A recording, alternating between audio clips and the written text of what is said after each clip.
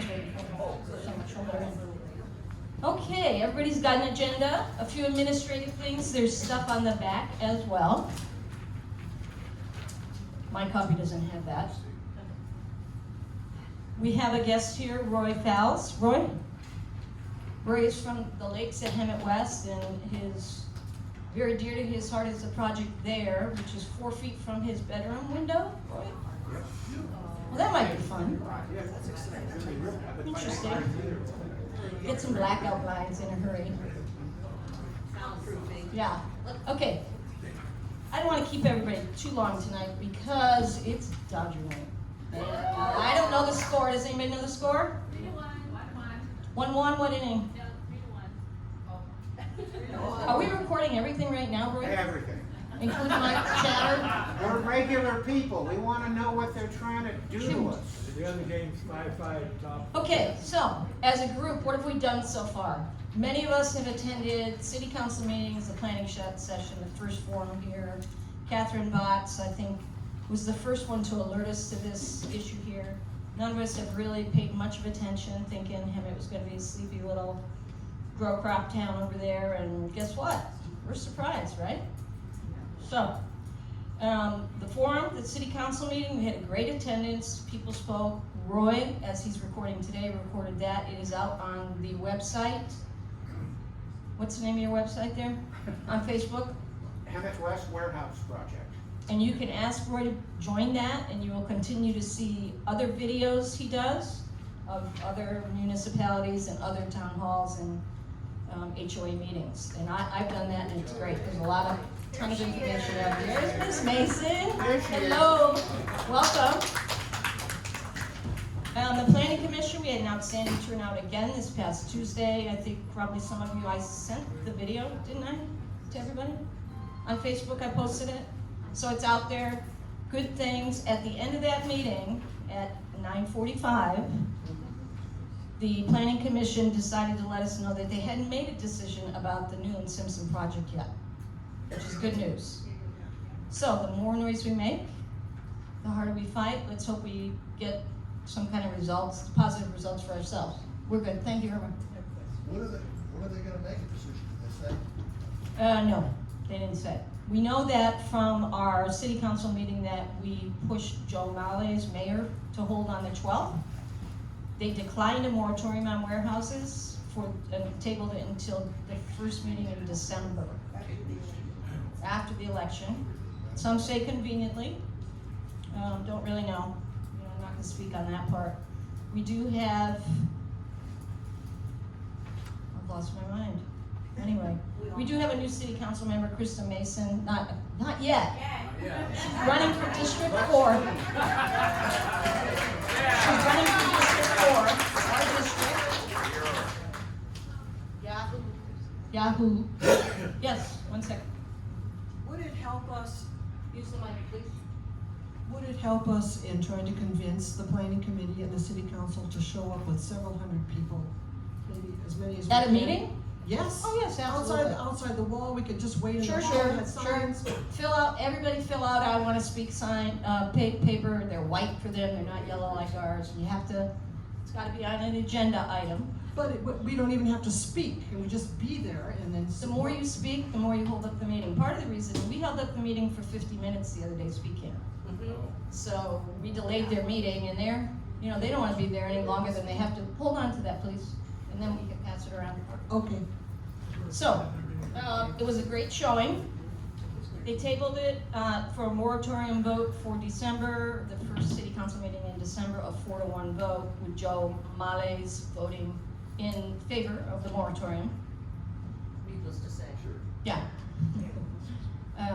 Part of him holding that emergency council meeting was he wanted to meet with you guys tonight.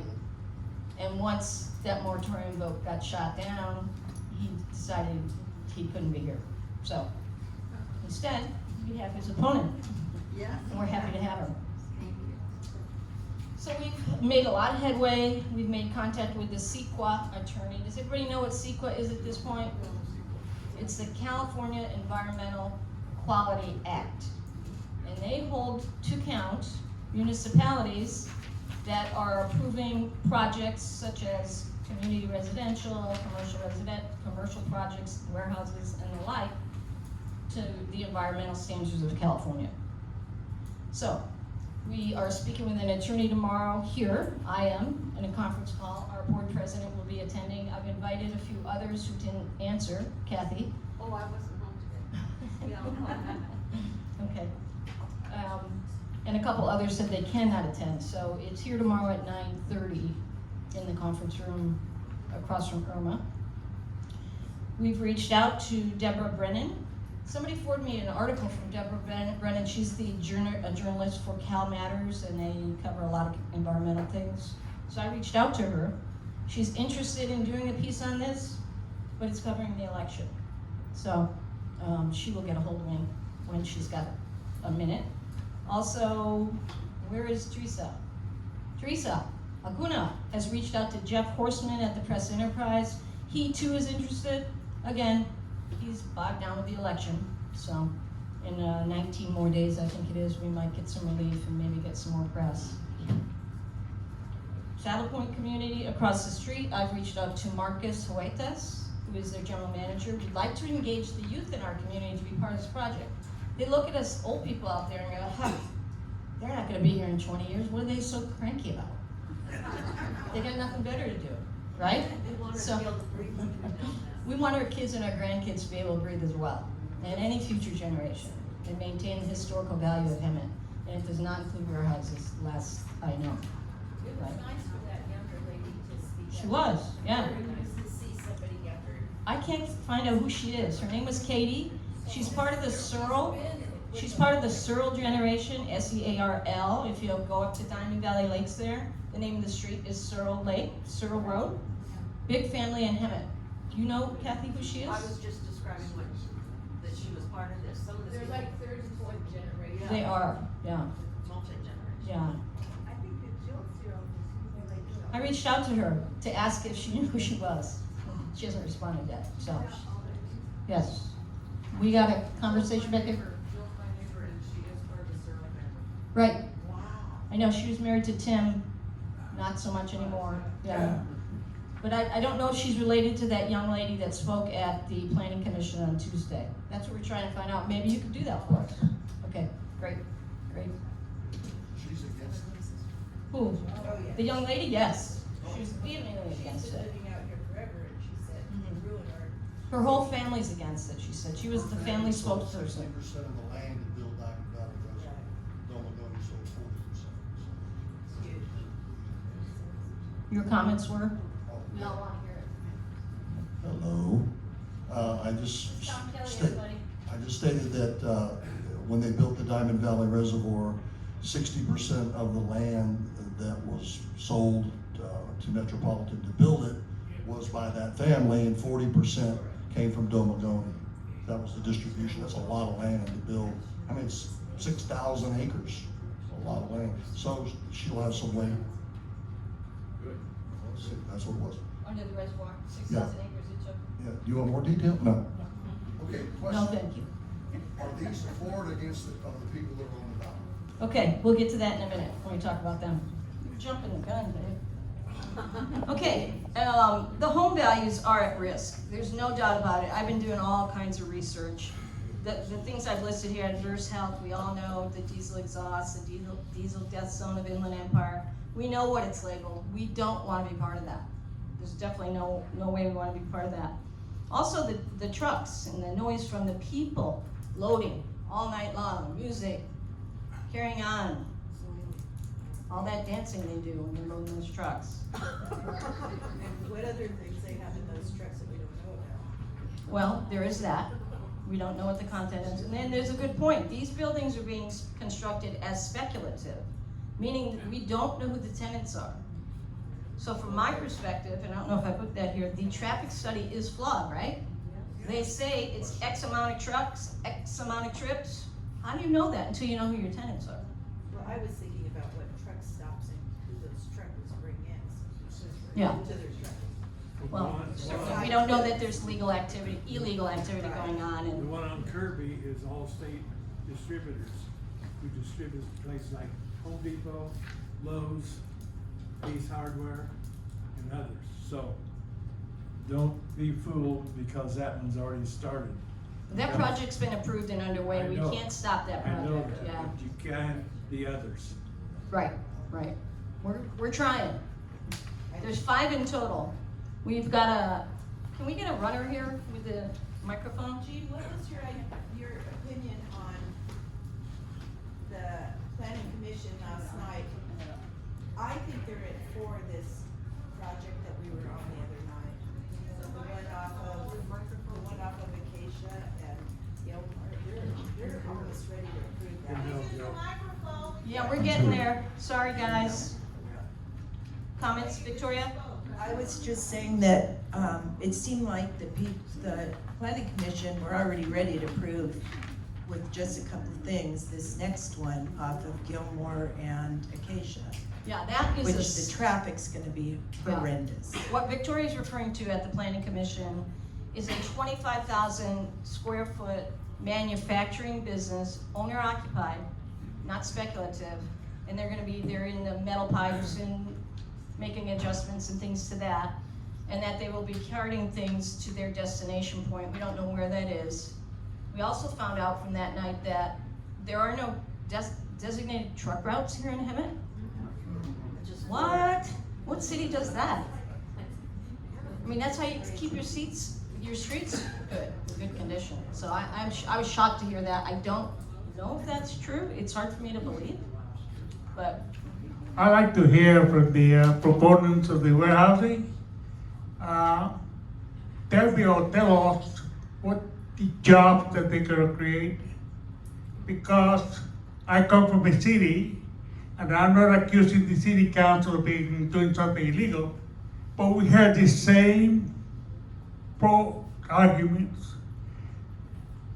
About 3 or 4 years later, we moved out of the city. The job never materialized, only the traffic and the pollution was there. So I like to hear from the proponents of the warehousing, describe the type of job that they are saying that we're gonna get here. And who's gonna benefit from that? Jose, right? Thank you. Do we have any proponents for the project here in favor that would want to address that? No in favors? Everybody against? We can't answer that tonight. They're in favor. You are? No, I'm not promoting. Oh, I misunderstood. Kathy. She shook her head, yes. Okay, out on the website for the city of Hemet, there is a report called the City of Hemet 6th Cycle Housing Element. In there, it declares the jobs and the salary in Riverside County for warehouse workers and many others. And the warehouse workers' salary average, this includes management, project managers, all that, $38,000 a year. You're not buying a house on that. I don't care if there's 2 of you at $76,000 a year, you're not getting a $500,000 home in Hemet. Taxes, payment, insurance, 20% down. Or you pay private mortgage insurance if you have less than 20% down, and that adds to the payment every month. So I don't see it. Gene, I don't know what you think. Gene? Hello, who's talking? Right here, Gene. Yes, Grace? Okay, I was at the meeting and they said that the workers would be getting $60,000 a year plus paid benefits. Okay, that is at the 25,000 square foot one The on bigger Gilmore. one, right, A yeah. little one. Yeah, It's a Right. whole different world. It's not logistics, shipping products for other companies. They're manufactured, owner occupied. It's a business. sure. So, you know, they're into, and they're also union employees there. These box people are not. No. So, we see a hand over here. Yes, I have asked, Hold on to the mic, please. I asked Krista on Monday, about the jobs, if they were guaranteed to be, assigned to people from Hemet, and she answered that question.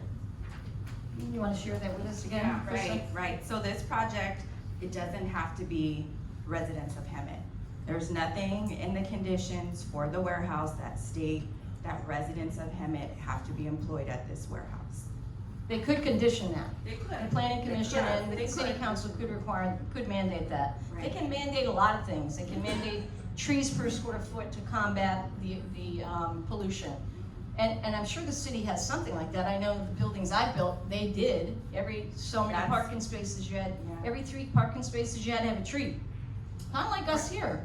Right, so there are minimum Right. requirements, but we can add to that. Right. And so that's why this is a missed opportunity, especially with the one on Kirby, because there's a lot of additional benefits to the city that the warehouse could have provided, and it did not do that. Right. And I take issue with that. They're not thinking of our community. I know the city council has to live here. The planning commission, I was reading today about, they should live in Hemet, but they can live in a city that in Hemet's sphere of influence. I don't know what that means. What radius is that? Is that Moreno Valley? Is that Beaumont? Is that Timbuktu? Not sure. Right. Well, the sphere of influence would be just the surrounding cities, right? So Winchester, Menifee, San Jacinto, so they could even travel in to the city to get a job. Yeah. So, I mean, the argument that it's gonna be in city residents, we don't have anything to guarantee that. Yeah. Yes, sir. So is the city Would you giving- state your name? My name's Robert.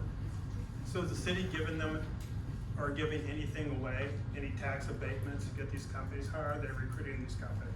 I don't know that yet. Does anybody here know that? I don't know the answer to that. I don't think they're recruiting them. I think what they're doing is they're targeting us because we have the land and because we don't have anything in place, such as a community benefits ordinance or any type of policies.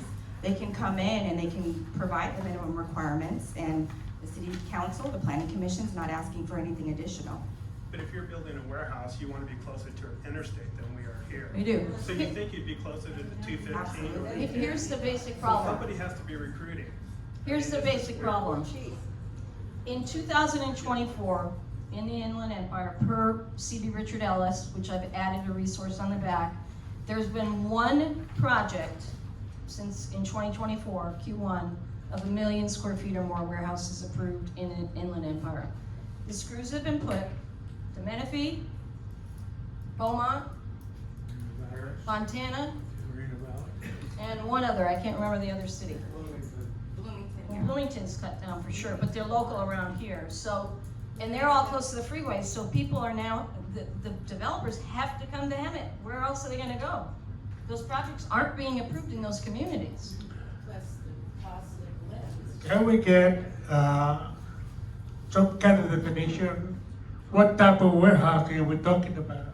If Vacant, we're talking about distribution warehouses, my understanding, she could correct me, is that the only way the city will benefit is a property tax, because that's all they pay, property tax. And I do not know what percentage of the property tax will be going back to Hemet. Because my understanding is that unless you have inventory tax, and California doesn't have one of the few taxes that California doesn't have is inventory tax. So what tax revenue is the city gonna benefit from? I know, Krista, you mentioned something about a 75-25 share the other day. Right. What, So can you 25 address that? Well, it would be 25% tax, just what the county requires. So they don't have to provide any additional tax on whatever they distribute. So if it's a distribution center, they don't have to provide any additional tax on that to the city. That would be part of their benefit agreement, and they don't have one. We don't have a benefit agreement yet. However, you asked what type of warehouse is it? It's a logistics warehouse. They provide shipping, distribution, supply chain, and one other thing to businesses. I think they need For to have an businesses. understanding, because there's quite a dialogue on that. We want to I hear think that you. we need to get an understanding, because there is quite a dialogue on the next door neighborhood regarding this. That no property information is being disseminated to the people that are, so they voting, like I said, I don't want to go into politics. We need to go to the meetings. But Well, we need to attend city council and planning commission meetings. And you know, I've posted, responded to some of the requests on Nextdoor. Nextdoor is not my avenue of communication typically, but I've looked because of this. You're right, there's a lot of misinformation out there. People are saying, what if, that's why we're having this meeting, so we're all on the same page. Yeah, this is We all great. need to be on the same page when we're speaking to our assembly people, our congress people, our senators, our city council, all the people that can really help us impact this project, we need to be talking to. Your neighbors, your local businesses. Who knows people at the Unified School District? I don't. Does anybody here? Pardon me? Myrna worked for him? Okay, she's a good one. Myrna Rohr, right? Yeah, okay, good. We need to really engage our community. There's policies and ordinances that we can pass in order to require that as well, though. We can determine what type of projects we want to make sure that we know about. We can put specific description in that ordinance, and we can have the city council pass that. And it could be a certain amount of town hall meetings that would be required for the developer to hold before a project goes to commission or to city council. So there's things that we can do. We want them to be good neighbors because they want to come to our city, but we can require them to be good neighbors also. The guy with the cap. So this property was originally zoned business park. In order to do this development, they rezoned it to mixed use. They also changed the general plan for the city of Hemet to include this, which goes to the state of California. So, you know, there's stuff going on. Hold on, we got a guy over there. Gentlemen, sir? The question needs to be asked, if there aren't ways of making concerns, and you say none were achieved by the one on Kirby, who's gonna be the aggressor? Who's gonna look out for the people? We're looking out for the Right people. now, what you're saying is, the city of Hemet isn't looking out for the people. Right, So exactly. we ought to vote for the board that's there, right? Exactly. Well, you need to vote for me, so I can look out for You need not vote for the people that are there. The thing that bothers me, one, is the pollution. you. Absolutely. These roads are trash right now. And if you're gonna put 18-wheelers going up and around this area, we aren't gonna even be safe going on the roads. Right, And I exactly. get the feeling this all happened undercover. Well, you know, please remember, the city manager came and spoke to us in March of this year, addressed the Kirby project, and didn't say a thing about our project that's near to our hearts. Nothing. It's out on the Solera Diamond Valley website under FAQ's presentations. So Tom, you're anxious. Go for it. No, thank you. The good point this gentleman brought up is about what does the city of Hemet get by approving this? And I think that's a spot on, because what we need to go to them and say, all of us, hot and heavy, is share with us, what are you considering the economic impact, the benefit to the city of Hemet, to the citizens? Tell us that, quantify that, give us a number. And then we're gonna start throwing back, how is that gonna be better for the loss of property value, the loss of quality of life? You know, so give us your home address and bank accounts, and we'll start sending you invoices for the property value and for the 20 years we're not gonna get, because we're gonna leave sooner. Oh, I didn't mean that. But point being is, why should we approve or let them approve something that there's no upside for the city of Hemet? And that's what this gentleman said. And that's the way we should pursue it, and that's the conversation I'd like to have with the CEQA attorney, and you as well, of course, that we take a position that says, show us how much money, where you gonna get it? You know, we're gonna get so much per square foot. Okay, how much is that? Is that gonna be enough just to pay for the roads? No, it's not. No, Well, it's we not. need to know that. We need someone to quantify, planning department, planning commission. You guys are gonna support this? Well, we want you to base that as far as, here's your income source and here's your expense that we're anticipating. And if you guys can't tell us that it's gonna be favorable for us, for the citizens of this city, then we, it shouldn't be approved. Okay. Okay? good? Amen. All right. All right, so there's a study out that was just done in June of this year. It's the first study of its kind, conducted by the Milken Institute School of Public Health in DC. First of its kind study shows an average 20% spike of nitrogen dioxide polluting the air of the communities located near huge warehouses. 20%. That's right up. No, you can't hog the meeting. Come on, I got more stuff. Yeah. Anyway, do you have something you want to add? Okay, there's a mic behind you. Many years ago, I was working on a project with my brother. It was in the 70s, it's been a while.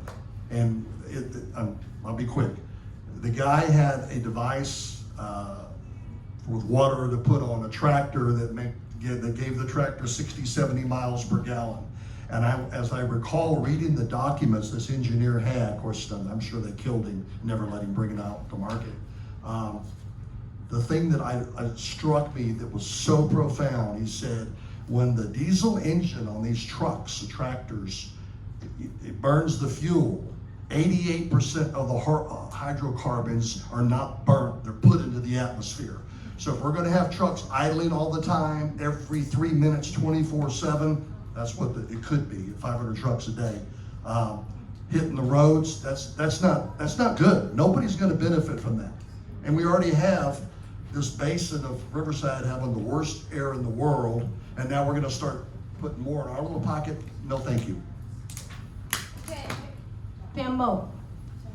Having worked for school districts for 30 plus years, I'm going back 25 years at least, that parents were up in arms because of diesel school buses. And so we were looking for alternate fuel methods for school buses and did find some. If they can't, I think this is a very good reason to get the school districts involved, the schools involved, and the parents involved. Because these kids are gonna be breathing all this when they're out on their soccer fields, because these, as you said, there's no truck routes, and none of these streets were made to carry 18-wheelers up and down. None of them were built for that. So I think that's a very good way to get to voters, and this is becoming a bedroom community, very much so a bedroom community, and it's be a great way to get parents involved, is to just on that alone, just on the diesel alone. Right. Exactly. That's why we want to engage the So we school need to, district. Myrna's out of town right now, but I'll contact her because Okay. she was the superintendent for him at schools for many years. Okay. So I'll Great. talk to her about who to talk to. Yeah, and maybe we can get them here. Maybe we can get the city council to have a town hall. 1 second. Yep.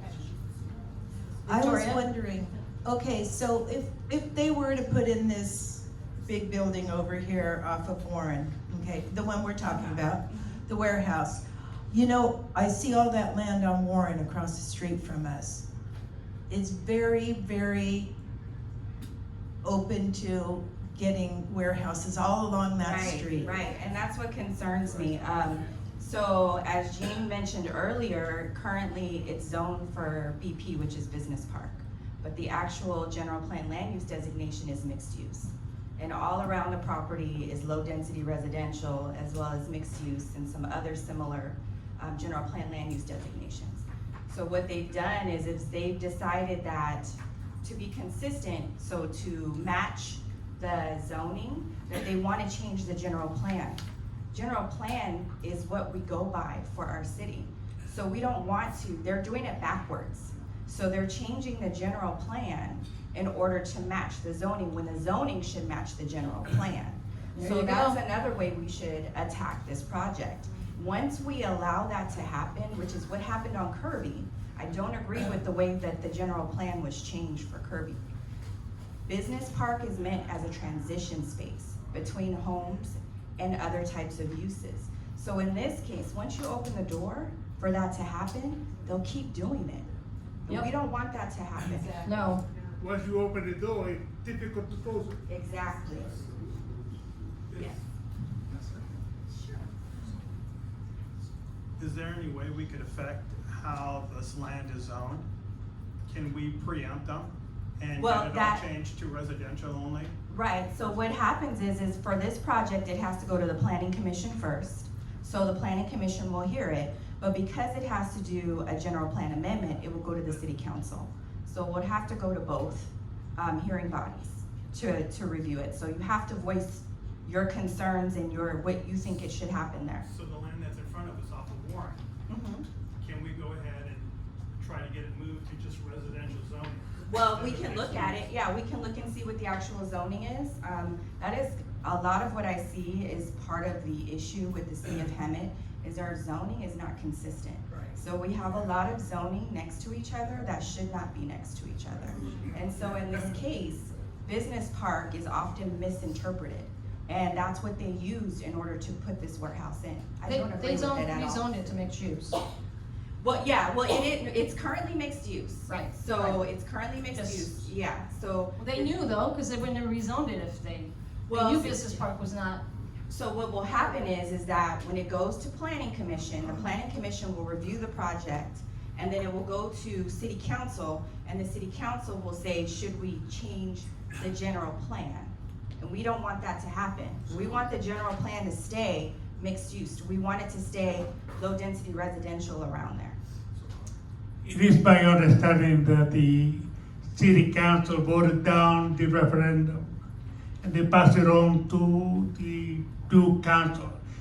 But the question that I have, there was one of the existing council member that made the statement that the city could be liable.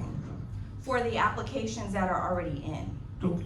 right? So And for what the- kind of liability are we talking about? Well, the property owner would have to indemnify the city if they are sued, if the project is approved. But say if we go in and we say we don't want this project at the city council and it's not approved, then that's a decision that the city council made on the project. I was just wondering, was that just a scare tactic? Well, they're saying that for other projects that have already been through the approval process. So Have been approved. Right, so Right. like Kirby. This Kirby- project has not been approved. Right, this project, we still have an opportunity to fight this project. The developer spoke, and yes, he threatened that day at the city, Saturday's meeting, right? Mhm. He complained that it was an emergency meeting, he had to drive from San Diego. Thank you very much. But he threatened lawsuit, saying, you know, we've spent millions of dollars. I've been in commercial lending. That is the cost of doing business. Absolutely. You have an environmental, you have Absolutely. all kinds of scopes you have to do. You have to pay for them up front. It doesn't guarantee your approval. No. When you apply for a real estate loan, do you get a guarantee? No. You pay fees, appraisal, this, that, you're responsible for it. You're not guaranteed approval. No. So they're not there to approve for the developers, they're there for the city of Hemet and the people of Hemet. I think they lost their way a little bit. I saw a hand raised. To this gentleman's point, on the agenda there, we failed to look at a contingency in the event that our efforts are not successful. And I think that's something that needs to be brought up. You know, pray to God that we are successful and we're able to stop this through the community involvement. But if the city council turns around and approves it, I think that we should work on a contingency plan of what we're gonna do if they in fact approve this project. It's called a cease and desist order, but you really have to have the law very specific on what they're doing that they're not allowed to do. That requires an attorney. That's I my don't know about backup plan. you. How many of you were willing to pony up? You need to hire the attorneys together. Yeah, well, the cost, not just hire them, you sign a retainer agreement, it could be, I don't know, depends, it could be tens of thousands of dollars. And what's important too is it has to be a land use attorney. So they have to understand and know how they can attack this type of project. The woman we're speaking with tomorrow is CEQA. She's a CEQA specialist, so we're trying to pick apart the environmental and make it very difficult for them to even think that this is a good project. Yes, 1 second, Karen? Hold on. I'm a former teacher, I probably don't need it, but I've done a little bit of research in the last couple of days, both on the CEQA and the EIR, the Environmental Impact Reports. There are a lot of very stringent requirements that it doesn't appear to me that our city council has even been aware of. But I believe that if we continue to educate ourselves on those requirements, and keeping in mind that public comments and public feelings are mandated to be a part of those reports. They need to be written right in to those reports. hold city council and the planning commission's feet to the fire. You didn't do this, you didn't do that, we wanna read this report, we wanna see that report. I'm not certain they'll go through it. I mean, I think it's more than it's see the huge. report, because we can see those reports right now. Right. We want their comments Ones on that them. they've done. We want their comments on them. And how they're gonna mitigate any environmental damage. And what They their owe advice us is. those explanations. Well, yeah, what I wanna add to that is the developer hires the consultant that writes these reports. So a lot of what you're seeing is you're seeing the consultant write it on behalf of the developer. So you're not going to get a lot of the explanation that you're looking, that should be written into this report. I read it myself. It doesn't give specific, sorry, I lost my words. Explanations, yeah. It doesn't go into the explanation for each of those, a lot of those required CEQA requirements. And so it concerns me. It concerns me when I'm reading this that it's not answering the questions, because it's written on behalf of the developer to make the project a positive project. And from what I read today on the Bloomington case, the judge disqualified the application based on the fact that the requirements were not met. Right. Simply not met. Public comment was not sought after. It was, if it was quiet, and it was in English only. So there are just a myriad of things I think we can keep our eye on. And again, hold the city council and the planning commission's feet to the fire, making certain that we, not only that we are given the information that we're entitled to, and then more importantly, we're given the opportunity to comment on all of these reports and ask for what we want. Right. Well, I want to remind you as well that a few of your members on the city council, this is not their area of expertise. And so they have to take the responsibility and the time to educate themselves. I haven't seen that happen. No, but we can't. Yeah, absolutely. We know. Absolutely. And we need to. The planning commission we attended the other night, those guys are on it. So they had no excuse to make. They were all very smart. They all knew things about the 25,000 square foot project. They kept asking the developer, the owner, for questions, all kinds of things. I mean, they have it going on. I don't think they would have if Absolutely. you weren't sitting there. I agree. Yeah, I don't think that would have happened if Yeah. you weren't sitting You there. think it was a pony show? I think it was a pony. Yeah, well, I think that what has happened is you've shown your voice, you've gotten out there, and so like you said, you're holding their feet to the fire. That's what needs to happen. But we have to be proactive. So a lot of what we're dealing with right now is a reaction to what has happened. We have, gentlemen? Well, one of the things that came out of the meeting that we went to the other day, and it was interesting, when the planning commission brought up the idea of truck routes and having a truck route system in Hemet. He was quizzing the developer's guy that was doing the traffic.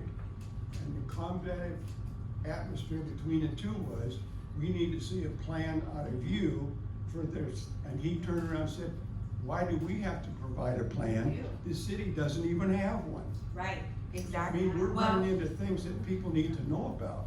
Absolutely.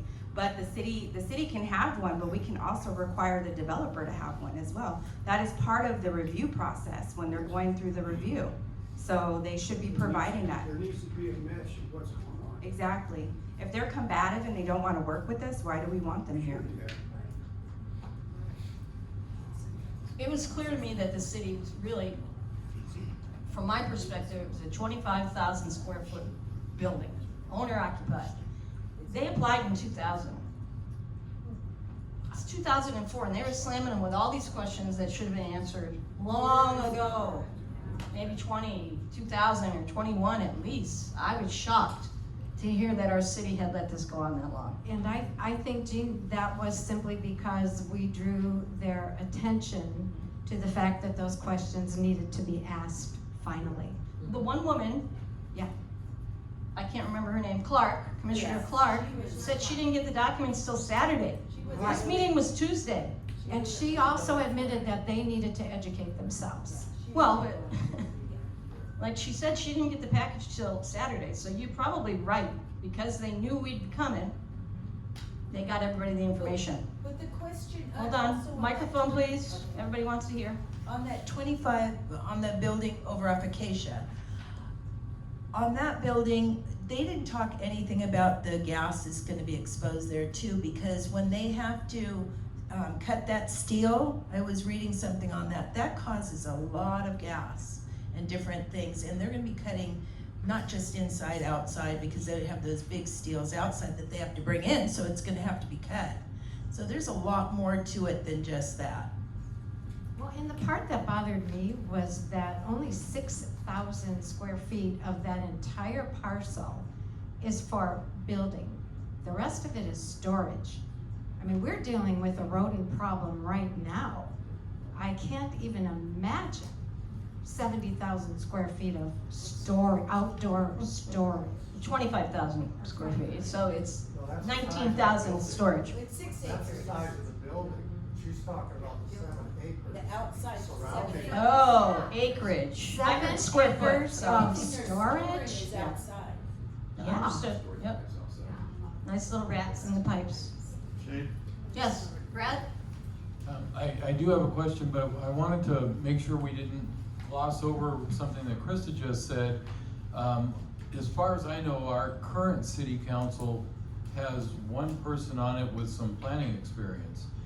And we do have an opportunity to make that 2 people, and the second one would be in our district, and that would be Krista. She does have planning experience that most of the city council sorely lacks.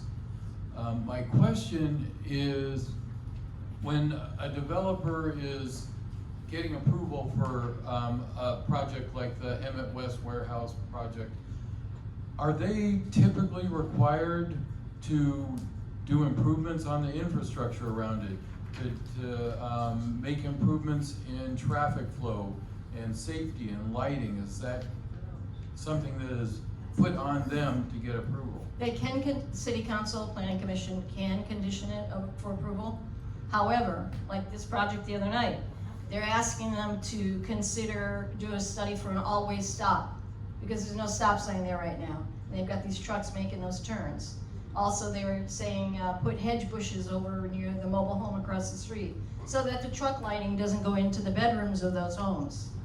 One of the commissioners said, well, there is a block wall. Well, you know, they held it up and said, clearly they're above the block wall. You know. We do have a couple projects that are being built that are already approved.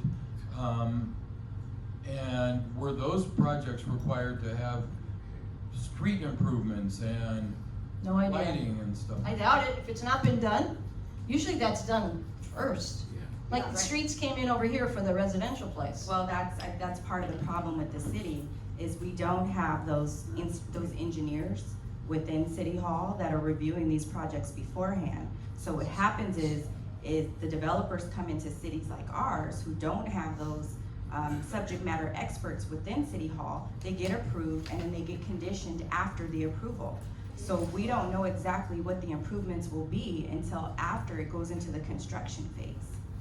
And with a city council that doesn't have the appropriate planning experience, they don't know to ask the right questions. Absolutely, right. So we're looking at the design of the project. So a lot of what we're talking about is just the design of the project when it goes to city council. We're not looking at specific requirements or asking the questions we should ask before it goes into the construction phase.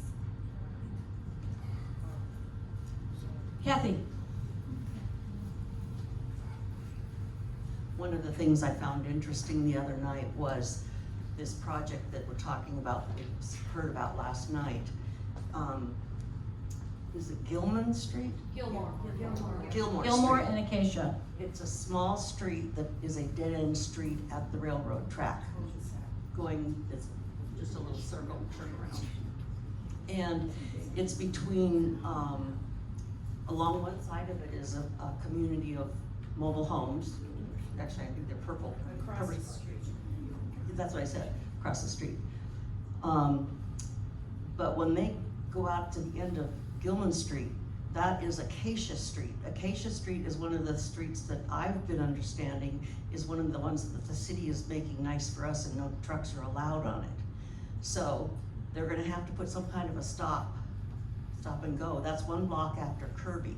So you're gonna go through the light at Kirby and then immediately have to stop again for these trucks. Also, when they get up to Florida, Florida is one of the designated trucking streets in this town, one of the only ones.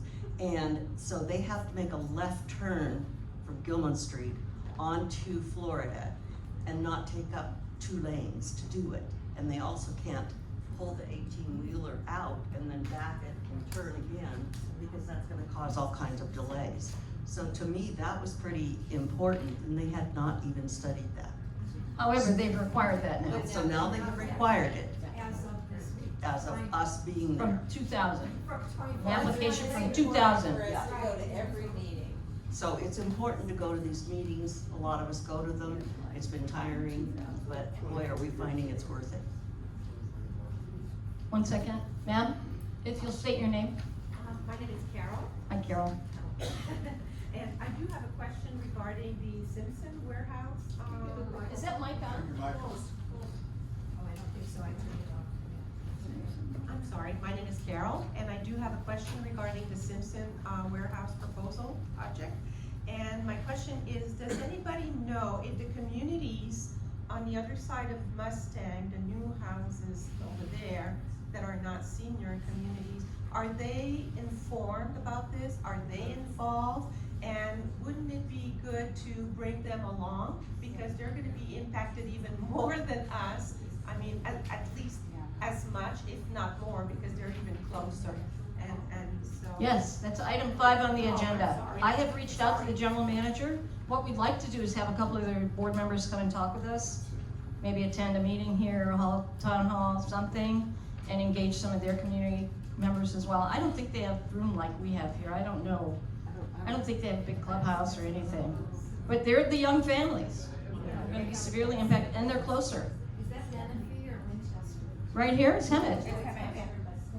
Right across the street, Mustang and Warren is Hemet, yeah. I was thinking of Gene, our HOA president won't even make a comment at the meetings, which is unacceptable.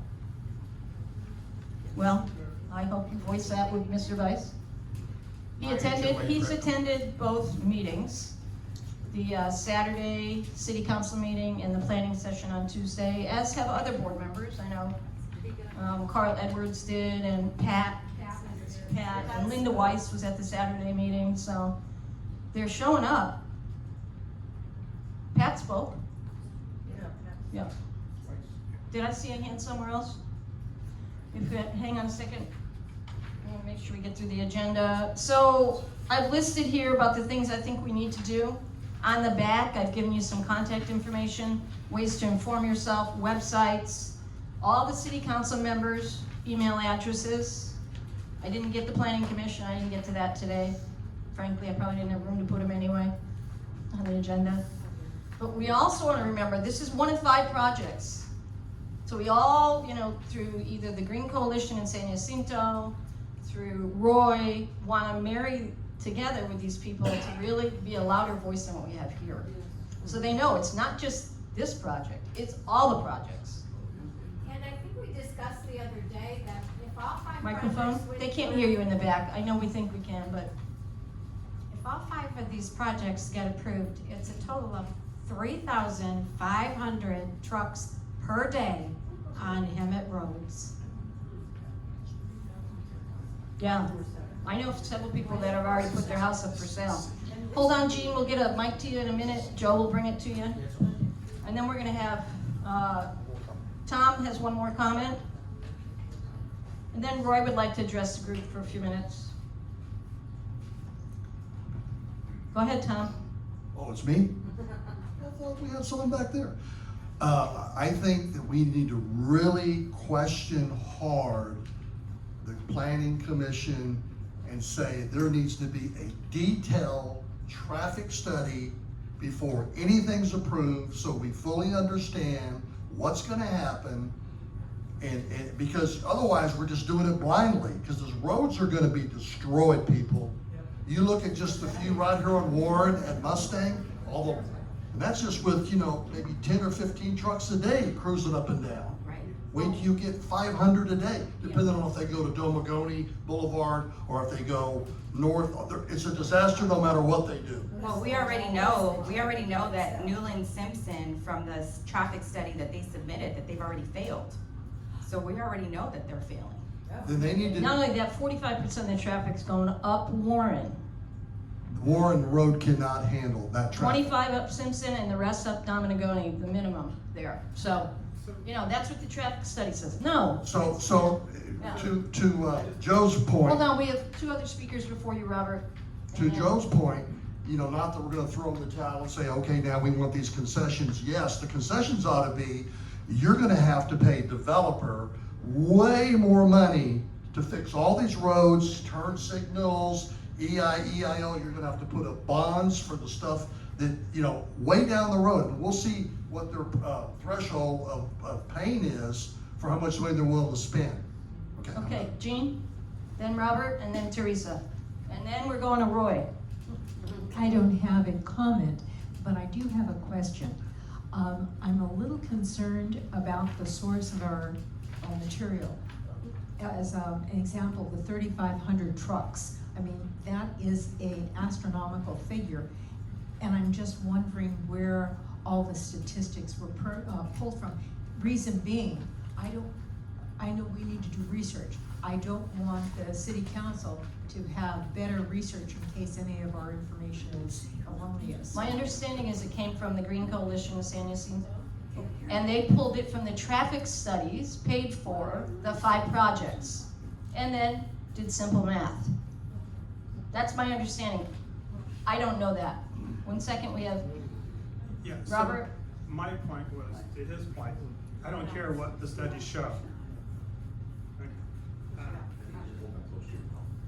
I don't care what the studies show as far as traffic's concerned. I don't want them here, period. Right. I mean, why are you going for low-hanging fruit with a warehouse? I'm not.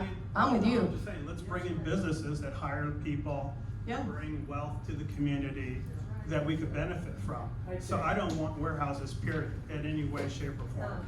Okay. Shopping centers, movie theaters, A business park, business park, technical malls. center, a trade school. Do you know the zoning in Hemet does not allow trade schools? I looked at, I got the proof. It's ridiculous. That's cosmetology, welding, plumbers, electricians. The city council believes the education in Hemet is not enough to do more than warehouse work. Bring in the trade schools. The business park designation can do that. That's what Kirby could have done. Right, with the business park designation, they could have done that. I mean, we need that here. We need to educate the young people here. Yes, ma'am. I want to add to what Robert just said. I'm totally opposed, and my main reason is that our health has no price value. So no matter how much money they're willing to spend to repair roads, compensate homeowner owners, they cannot buy our health. I'm sorry, but we have enough cancer cases and respiratory illnesses. We don't want any more. Thank you. How many people all feel that way? I think a lot of people feel that way. We all feel that way. All right, Kathy, and then Roy. We're gonna get to Roy, I promised him. This is kind of to Jean, but it's actually to all of you. In doing my research, what I found is that the state of California has just passed Assembly Bill 98, which addresses this situation. The 26th. Pardon me? 26th. January 2026. Yep. It doesn't go into effect yet. Yeah. But they started research about a year and a half ago or so for doing this, and that's where I found out a lot of the statistics that I spoke about at the meeting the other night. And so there is research done that is out there for us to find out the stuff for why we're objecting to this. It's very clear. There's a ton of research out there. All the studies conducted on this property speak to it as well, so. I wanna reiterate though that we can go farther than AB 98. Each city and jurisdiction can have its own policy. So we don't have to, this is a starting point, but we can do research and study what's best for our city. We're asking for a moratorium on warehouses. Plain and simple. Now, and have a limit on that. Perhaps they had recommended 35,000 square feet or less because they're typically owner occupied. They're not logistics, they're not distribution centers, they're not supply chain command centers. So that's what we're looking for at a minimum. Let's put in a Costco. They say there's a Costco coming, I don't. They throw that bone out there when they want to make us happy. Costco would be great there. It'd be great there, because all the new houses down there wouldn't have to price. It'd be beneficial. I'm sorry? Does he have a microphone? Yes, sir. Your name? My name is Ghislaine. Ghislaine? Correct. Hello. So, Hold it to your mouth. like this? It's an ice cream cone. Okay, my question is, in 2 weeks and a bit, we have elections coming up. We know we have a future council member, I hope, that is against, that is opposed to it. And I believe, always. I was wondering, all those warehouses are in our district currently, is that correct? All of them? Just one is in our district. The other, Kirby Sanderson is our district as well. No, Kirby is. Kirby Acacia? It's District 3. District 3. Yeah, it's right Okay. at our north border.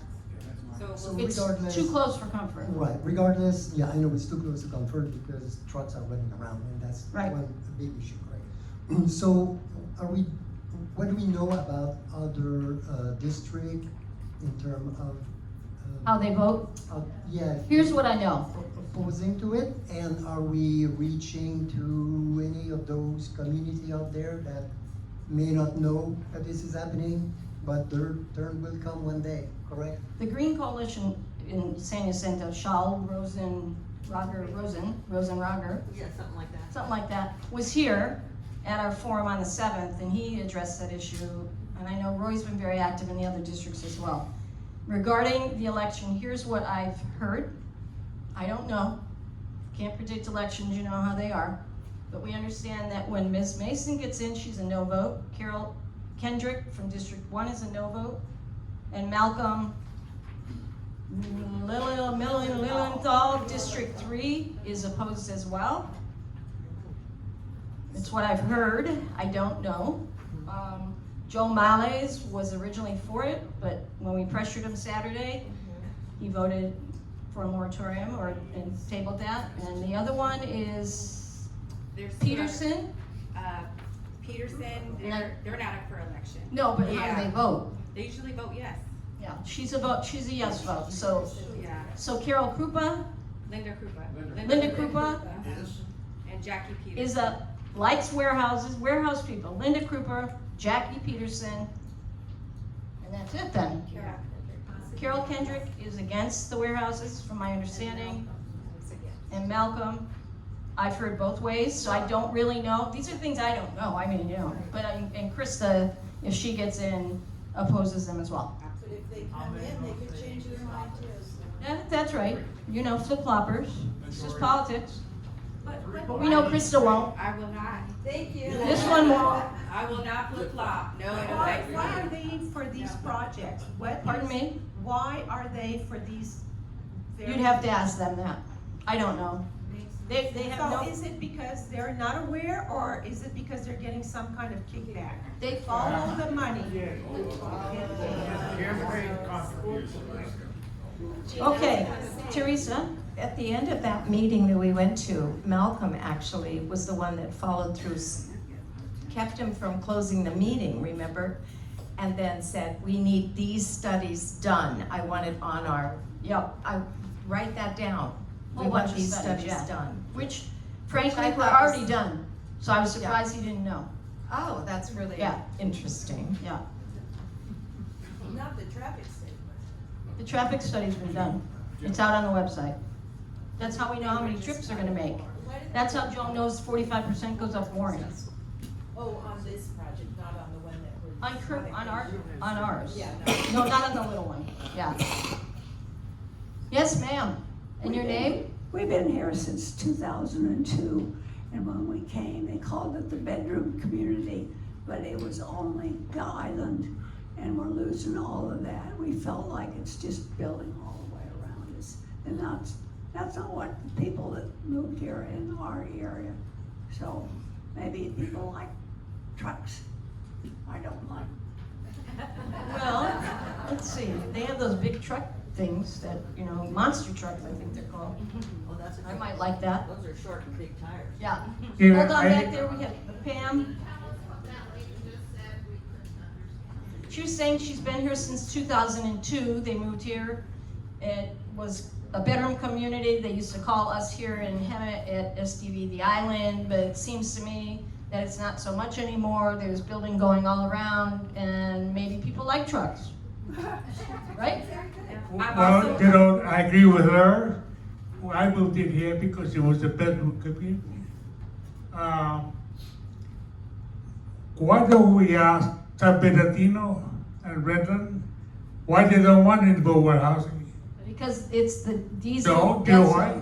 Because they could dump them on Hemet, like they do the president from LA City. There you have it. Yeah. All right, Roy. 5 minutes of fame. Hi, I'm Roy Michael. I'm from the Lakes of Hemet West. I've been fighting that for over a year, and they pulled all the same shenanigans, okay? They can't hear you. Into the mic. Okay, they pulled all the same shenanigans, the city council has.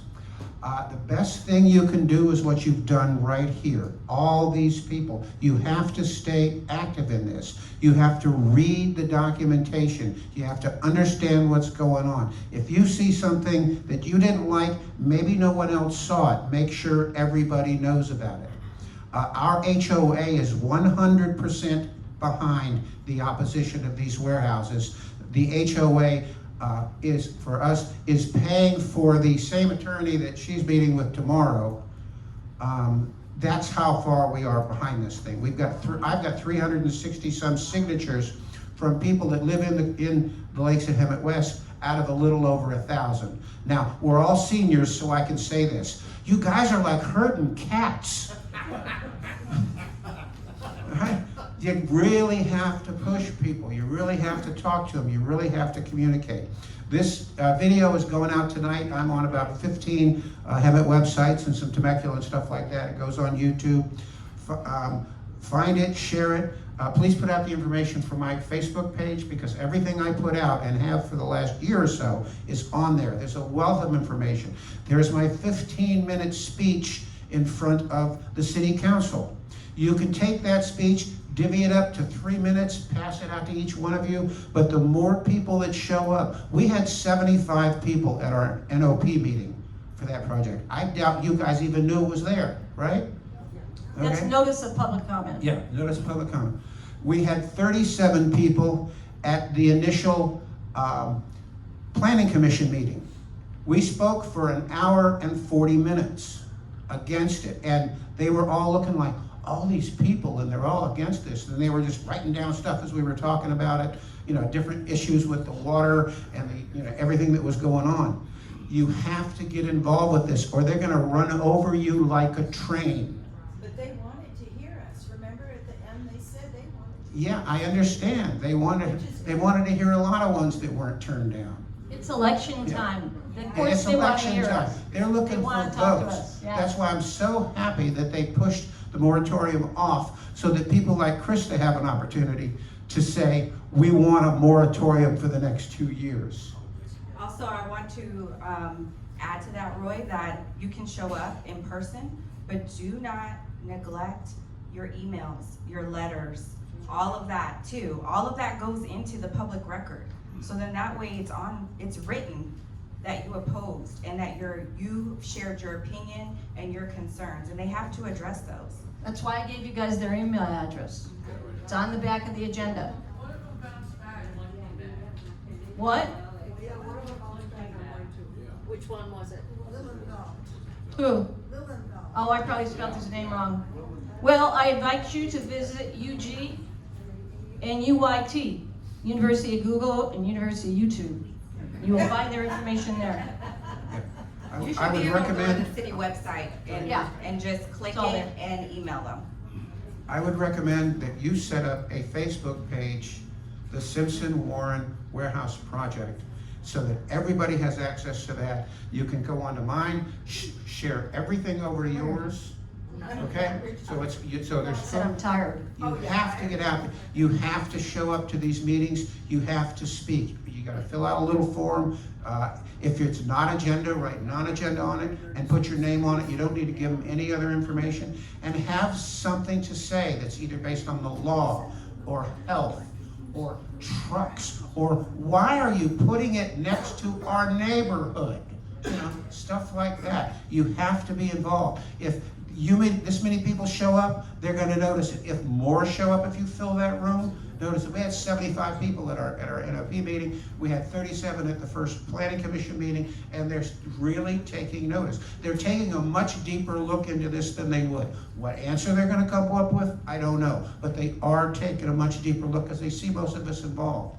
Anything they tell you, classic example, Joe Warehouse Mails. I love that. I got that from you, I think. And I stole it from Shaw. okay, perfect. When they did the vote for the moratorium, and the 4 people in front of him voted no, how safe was it for him to vote yes? All right? That's a politician. He says he's not a politician. He says he's a godly former Marine. The man's a politician. Understand what he's saying when he's saying it to you. Okay? No, we're all on Team God, so I don't know what he's talking about. What the heck is that? At a meeting when I sat down with Joe Mails and Shaw from the Green Coalition and our HOA president, we were talking about the warehouse, and every time I said something negative about the warehouse, he was right back with positive. Now, one thing about the mayor or the city council, they're not allowed to voice an opinion either way on something that's not on the agenda yet. He looked at the 4 of us sitting at the table and he said, I can get you preferential treatment for security guard jobs at the warehouse when it's up. Okay? Does that give you an idea where he's leaning? Okay? Or how much involved he is in this on something that's not even on his agenda, and he's the one that's going to be helping make the final decision on changing the zoning on ours, where you can't build warehouses on it, to where you can. So that's where it all comes down. The Planning Commission has to get past it. The zoning change is what the city council is. And if you put her in that chair, you're going to have a lot less worry on this. Okay? All right. Thank you. Thank you, Roy. Appreciate it. We're fighting for your project too. Frank. I have a question with Mr. Mails and the other people that are making these decisions. Can we find out, are they living in our communities or are they living where they're not going to get trucks? They don't live over here. I don't know. I actually, Males, he says on his website, lives in Seven Hills. So he's impacted by the Kirby Acacia project. I don't know where the others live. They're required to live in Hemet, but They're required to live in their district. in their district. There you go. So they don't live. They're required to live in their district. So I live in District 4. So whatever affects you affects me. Woo-hoo. Okay. Kathy. I just wanted to know if. I just wanted to know if your your community board was for this. You said they contributed money. Do we have that option, Jean? Am I a board member? No. Everybody should write to the board and ask them for contributions for this. Yes. Victoria, you had a question? Victoria's before. Yes, sir. Yeah, I just want to say we're doing a lot of talking. There's information passed back and forth. The information I got was from Roy's site, and I published it. But it's time we start talking about what we're going to do. What's your name, sir? Instead of just kicking it around. My name's Terry. Terry Step. Oh, you and I talking on Facebook, my next door neighbor. Yeah. Yes, absolutely. Excuse me. This is the man right here where I got all my information to put on Nextdoor Del Webb. And, you know, but it's time, let's quit talking and make. Well, that's why I have given you all this information. Everybody should write each city council member and object. I'm hoping we have a liaison appointed to the coalition, Green Coalition. Kathy, you're the liaison with Shaw, right? That's what he told me today. And he's asked me to make it official. I hereby.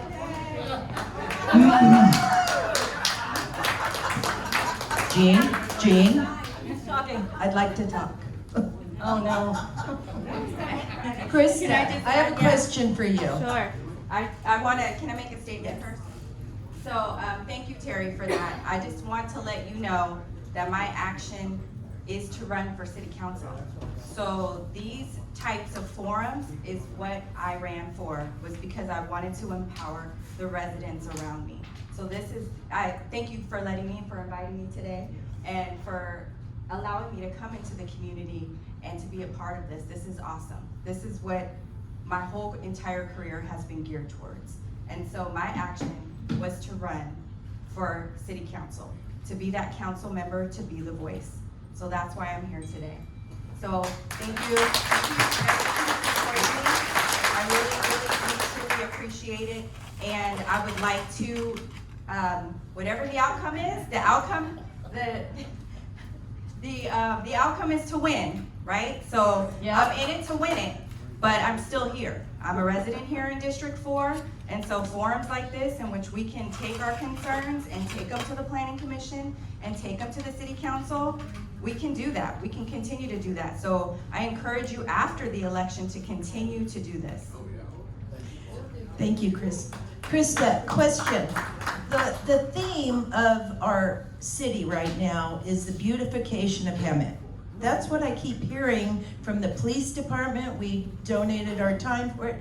And is that something we should keep bringing up to them? Because the beautification in Hemet has Absolutely. nothing to do with this. Right, and that is my concern as well. If we bring in a warehouse, we have a reputation we need to work on.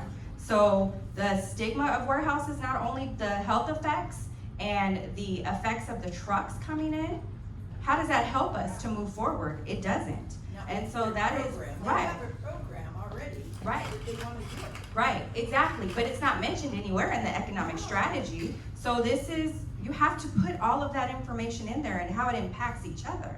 And they're not doing that. And so that is one of the issues that I see with the council currently, is that they're not looking at the city as a whole.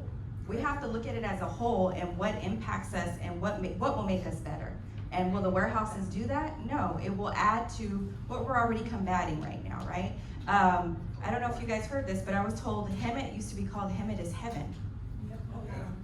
So One of the wealthiest cities. one of the wealthiest cities, and so we want to get back to that. That's the reputation we want to uphold. Okay. Tom. Yes. Can we, as a community, write up a statement, a position statement, and send it to the planning commission, all the council members, and then have however many households sign it, and it could be easily facilitated, because we could say, come up here and sign it, and if you can't get here, we'll come to your door, so, and we'll send Bruce. So I don't know All if everyone right, knows you are my now background. the person writing the statement. Right. Tom Kelly, everybody, thank him now.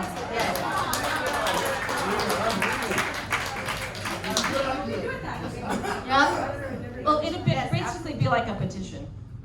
And with a statement. Yes. I've seen it, you know, I'm a principal planner for Riverside County. So I've seen it a number of different ways. I've seen it where one person can write up the statement and everyone can sign it. I've seen it both ways, you know, where everyone can write an individual statement. Whatever you feel is most impactful, but also to get your concerns across. Do what you feel is best, but all of it will have to be accepted and taken into public record. Yeah, it does not preclude, that statement will not preclude all of our emails. Right. Yes. Yes, Pam? Pam, 1 second. Thank you, Tom. just for that particular reason that you just said, it all has to go into public record, then is it a better strategy that every single person sends one in, not just a petition? We're Every gonna do single both. person. Everybody do it, Yeah. everybody email each city council member and the planning commission people. Right. And it's on the website as well. And everybody else Copy that's them on your all list. on the email. And send, so that they're All just the social inundated, medias, Yeah. all the just social inundated medias. with information. And voice it in person in front of the planning commission Yeah. and the. This is city council meeting Tuesday, We need to show more people there. Tuesday the 22nd. You gotta fill City the council room. meeting. Right. Let's see. Council members, planning commission, your assembly people, your congressmen. Talk to them, send them emails, copy them on these emails. It's gonna have huge value. Yes, ma'am? 1 second, Joe's running to you with the speaker, with the microphone, whatever it is. He's got long legs, it won't take much. I just have a question. My name is Mary. Hi, Mary. When I emailed the council members, one of them blocked me. Are they allowed to do that? I was blocked twice. No, they should not The be guy blocking. that, the MILLIE, and I think Hillary was blocked also. When we sent separate emails to each one, it came back, you have been blocked by that person. Mine said Okay. undeliverable to him. Okay, let me look Well, into I that. probably gave you the wrong spelling of his name. No, it was correct because it came back from his, it was the right one, because I looked it up after that to I make sure I checked it didn't make a twice. mistake. And it was definitely blocked. Okay, they should have a city email that you can email Yeah. directly. Yeah, Monique is the city development planner, She's the planning manager. and she's at every city council meeting, every planning commission. So can we get a list from somebody of the right addresses and the names? It's right, that I gave you. Yeah, absolutely, absolutely. You should be able to go to the city website. Look at the and website. If you're clicking Come it in. and emailing directly, it should not be blocking you. Okay, I'll look into it. This is gonna take a lot of engagement from each of us. Not just me looking at the website, not just Kathy, Hillary, Tom, all of us have to be part of this. It's the only way we'll succeed. They're gonna be tired of me attending every meeting. And contact our board about. Yeah, time is of essence, don't wait. Afford this. Let's speak, can we get a mic over here? Hillary, 1 second. Hillary's got a mic. Okay, Hillary, and then this gal. Krista, I heard you speak at Seven Hills, and I think you gave a little bit of your background, which I thought was very impressive. I'd like you to share some of that with us. Thank you for reminding me. So I'm currently a planner I'm a principal planner with Riverside County. I've been a planner for 20 years now. I have a bachelor's and a master's degree in planning, as well as some other continuing education, real estate, creative placemaking. Planning is my passion. But also the communities and the neighbors that I meet are my passion. And so I spent a lot of my career actually walking neighborhoods and educating property owners. So that's my background. Thank you. Whew, that's some fire going on there. Fire. Did I see another hand over here? Ma'am? I just had a quick question about the mailing, emailing. I was wondering if snail mail was more effective, annoying, maybe? And if it... No, any kind of mail works. Okay. They'll take it all. So snail mail is just a little slower, but we do have to take it in and enter it into the record. But as much as you can do, snail mail, email, in person, all of that works. Pony Express. Terry, and then Letters off at City Hall, and they will go right. back here, Joe. On- Terry. Letters off at City On Hall, that. they will go right there. Well, first off, I think we should organize a committee, a spearhead, and get everybody going in the same direction. That's what we're doing today. But I mean, an official committee, 5, 6, whatever, 10 people. But those people put out the information and had us all going one way. Like he said, we're like herding stray cats. Well, what I wanted, And one more thing, Krista. Sure. Before you reply. The post on, on Nextdoor Del Webb was taken down 3 times. Yours. Wow. What? Wow. What post? It was So, taken down 3 times. That was Krista's political campaign ad. Right, the one when they put your flyer on. Okay, but Joe Malice was allowed to stay. wow. I don't know I'm who not runs, surprised. I don't know who runs that, maybe it's somebody from Seven Hills. But it's, the whole thing is. Administrator. Yeah, there's been some malicious efforts going on. I have had signs missing and you know, other things that have happened. So thank you for reposting. Well, I just keep it. I really appreciate that. See, I lost my train of thought. There was something else I wanted to say. It'll come back. It'll come back. Carrie, we've had a key group of 5 people that have been sharing information throughout the community. Perhaps you've been missing my blasts that come out almost every day. I don't, Do you subscribe to the blasts? no, I don't get it. Okay, that's what you're missing. Yeah, okay. Yeah, I think what's important to note is when I came to the city of Hemet, I did call the planning department. We don't have a municipal advisory committee. So we don't have a group of the community that actually gets informed about these projects and then reports back to city council. So that is something that I've been exploring an option for. The county, an incorporated area does, but we don't.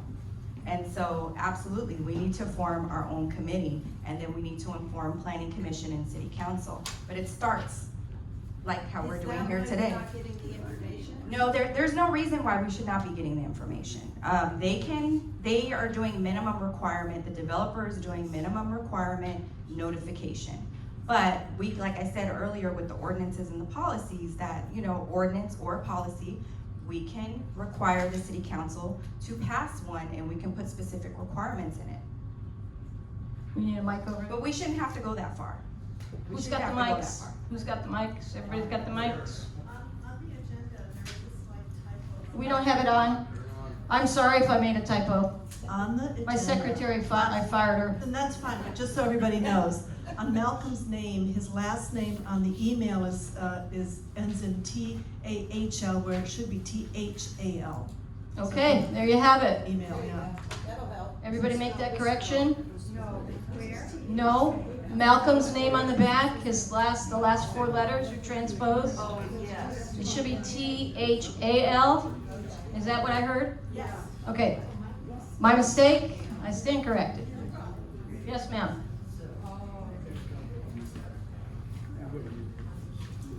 I was talking to Shaul about putting signs in our yards about lots of different things, but I was talking about Krista's sign in particular, and we were saying, well, maybe we need to place them like out as we turn into our community and the warehouse signs. And he said that there's been some malicious activity, and unless it's placed in your own yard, it's not safe. There was a large sign for you in that vacant lot next to Lowe's, very large sign. And when I went there and I came back 2 hours later, it was gone. Right. So somebody took that sign down. Right. And he also Your said, windows of your cars Yeah, and he- drive around with them. well, he also said that people are if you just put them on public property somewhere, they're more apt to be vandalized and stolen. True, yeah. Yeah, that's a good idea though, to put it in the back of your window. Then you just get stopped by the police, nobody else. Do you have the support of the police? Yes. Do we have a mic over there? We need a mic. Where are my runners? Sorry, last comment, hopefully somebody will me. I have a suggestion.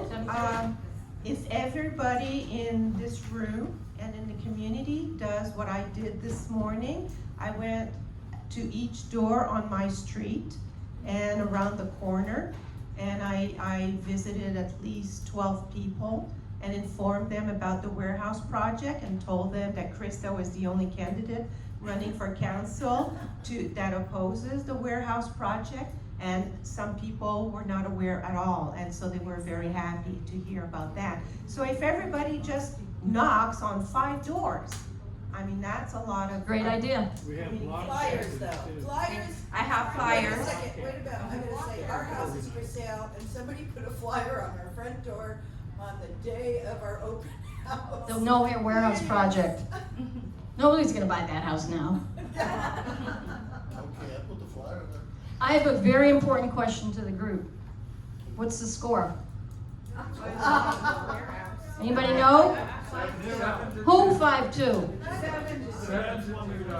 I'm rooting for the Mets. I want it to be a New York series. Huh? Okay, like Terrence said, Sean Connery, what are you prepared to do? Right? What are we prepared to do as a group? Who's willing to do things? We'll delegate to Myrna. We've got Kathy's been doing stuff. Tom's gonna do the petition. Karen is willing to do anything we ask her to. And she's come to me. Okay, but how are we going to respond to the city council? What are we gonna do? Who's gonna email? Everybody? Copy me. Haha. We need to hold everybody accountable. You all have my email.